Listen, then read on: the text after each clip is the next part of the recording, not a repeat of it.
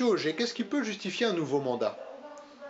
Je pense d'abord le fait que les deux premiers ont été passionnants, très enrichissants sur le plan humain, grâce à la participation d'une équipe constamment présente et très motivée.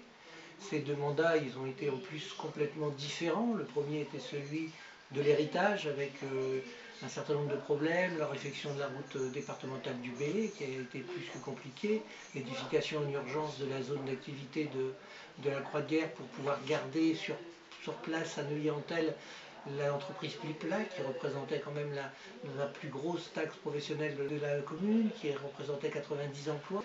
Et puis ça a été aussi celui du rattrapage au niveau des services publics, je pense notamment aux restaurants scolaires.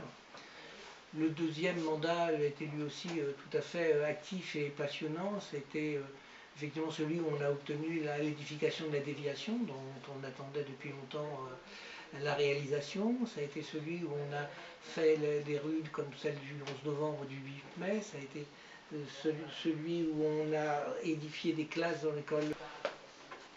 Le troisième mandat, ce sera celui de deux projets essentiels, deux projets phares si j'ose dire.